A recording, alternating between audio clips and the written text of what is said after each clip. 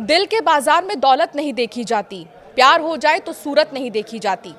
सोनम मिल चुकी है। सोनम रघुवंशी जो लंबे समय से लापता चल रही थी, आखिरकार सोनम मिल चुकी है। गाजीपुर में सोनम मौजूद है। कई सारी बातें सामने आ रही हैं सोनम के मिलने के बाद। वो सारी बातें हम आपको बताएंगे और अब तक क्या हुआ है ये भी हम आपको बताएंगे कि आखिर सोनम गाजीपुर तक पहुंची कैसे। बने रहिएगा हमारे साथ, पूरा वीडियो ध्यान से देखिए। नमस्कार, मैं हूं आपके साथ अंशिका पाठक।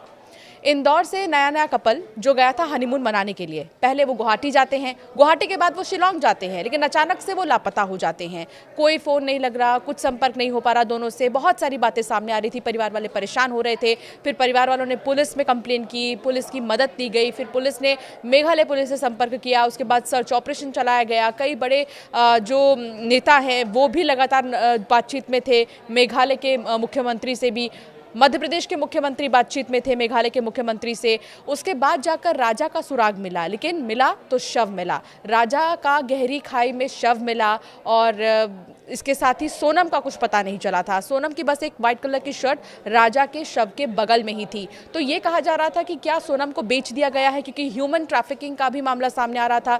लेकिन हाल ही में आपको बता दें कि गाजीपुर से जो है सोनम को अभी मौजूदा समय में हिरासत में लिया गया है। इंदौर के बड़े ट्रांसपोर्ट कारोबारी थे राजा रघुवंशी, और सोनम के जो पिता हैं वो एक बिजनेस करते थे। उस बिजनेस का पूरा जो डेटा है, उस बिजनेस की पूरी जिम्मेदारी जो है वो सोनम के ऊपर थी। सोनम ही अपने पिता के बिजनेस को देखती थी। वहाँ कई सारे लेबर्स काम करते थे, कई सारे नौकर काम करते थे, जिनमें से एक था राज कुशवाहा। जी हाँ, राज कुशवाहा कौन है? सबसे पहले मैं आपको उसकी तस्वीर दिखाती हूँ जिस पर सोनम का दिल आ गया। ये है वो राज कुशवाहा, अगर आप देख पा रहे होंगे। ये है राज कुशवाहा और ये है विशाल चौहान।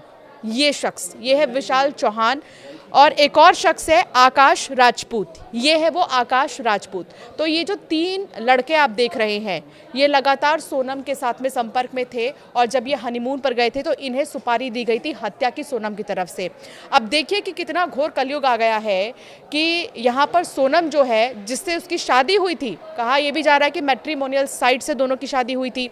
4 महीने पहले ही दोनों का रिश्ता तय हुआ था और फिर शादी की तारीख निकल गई। लेकिन सोनम शादी से खुश नहीं थी, ये खबरें भी आ रही हैं। लगातार ये कहा जा रहा है कि सोनम शादी से मना कर रही थी, बावजूद इसके उसकी शादी करा दी गई। शादी करने के बाद जब दोनों हनीमून पर जा रहे थे तो सोनम ने ही 9 लाख रुपए बैंक से निकाले थे। इसके अलावा सोनम ने ही कहा था राजा रघुवंशी को कि वो गहने पहन कर चले। अब पूरे मामले को थोड़ा ध्यान से अगर आप समझेंगे तो आपको समझ में आएगा कि कैसे सोनम जो है वो किसी भी तरह चाहती थी कि राजा रघुवंशी को वो अपने रास्ते से हटा दे, क्योंकि उसके और राज के बीच में राजा रघुवंशी आ रहे थे। जिसके बाद सोनम ने इतना बड़ा प्लान रचा और सुपारी दी हत्या की, और फिर यहाँ पर हत्या हो जाती है राजा रघुवंशी की। अब आगे का प्लान क्या था वो भी समझिए। इस हत्या के बाद जो है सोनम चाहती थी कि इस पूरे मामले को वो एक लूट या फिर छीना झपटी, इस तरह के एंगल से जो है सोनम चाहती थी कि सारी पिक्चर जो है वो पोर्ट्रे हो। लेकिन ऐसा नहीं हुआ। क्यों नहीं हुआ? क्योंकि सोनम का जब सुराग नहीं मिल रहा था तो लगातार सीसीटीवी फुटेजेस खंगाले जा रहे थे। हर जगह पर पुलिस जो है बातचीत भी कर रही थी, सर्च अभियान चलाया जा रहा था। जिसके बाद देखा गया सीसीटीवी फुटेज में कि सोनम और राजा जो चल रहे हैं स्कूटी से निकलने के लिए, जब वो जा रहे होते हैं, होटल से बाहर निकलते हैं, तो 3 लोग वहां पर नकाब पहने मौजूद रहते हैं। 3 में से 1 नकाब पहना मौजूद रहता है शख्स, और बाकी 2 ऐसे ही रहते हैं। जिसके बाद उन तीनों पर शक गहराया, उनसे बातचीत की गई। तो दूसरी तरफ सोनम जब जो है वो शिलोंग से सीधे गाजीपुर आती है और गाजीपुर में एक ढाबे पर बैठती है। ढाबे पर बैठकर ढाबा के संचालक से मोबाइल फ़ोन मांगती है और अपने भाई को कॉल करती है और कहती है कि मैं गाजीपुर में हूँ।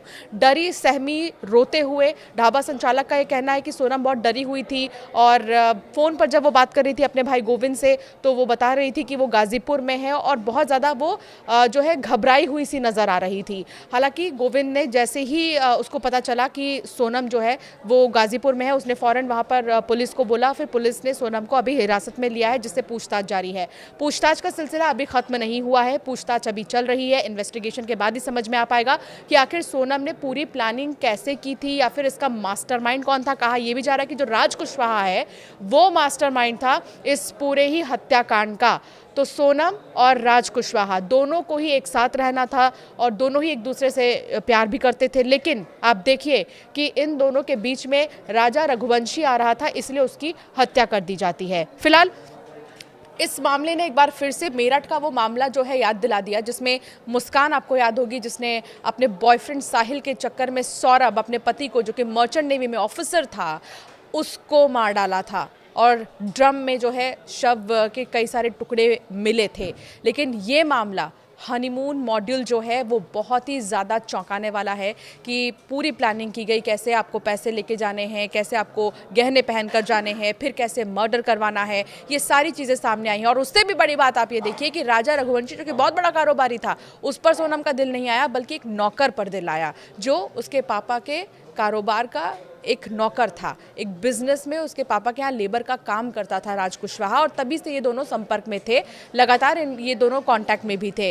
फिलहाल लगातार अपडेट्स आ रहे हैं, पुलिस इन्वेस्टिगेशन कर रही है। इस पूरे मामले की जांच शिलोंग पुलिस की तरफ से भी की जाएगी। अभी हाल ही में मेघालय के जो डेप्यूटी सीएम हैं, उन्होंने भी प्रेस कॉन्फ्रेंस की और उन्होंने बताया कि हम ये चाहते हैं कि जस्टिस हो, और जस्टिस के को ही ध्यान में रखते हुए जो आगे की कार्रवाई है वो की जाएगी। तो दूसरी तरफ इंदौर के जो एडीसीपी हैं, उन्होंने भी बताया कि अभी इन्वेस्टिगेशन जारी है, अभी पूछताछ होगी, मोबाइल फ़ोन से जो डिटेल्स है वो निकाले जाएंगे, फिर ये पता चलेगा कि आखिर ये प्लानिंग कब की गई थी और कब इसे अंजाम दिया गया था। लगातार आप तक अपडेट हम पहुंचाते रहेंगे। इसी तरह आपका क्या मानना है इस हत्याकांड पर, हमें ज़रूर कमेंट कर बताएं।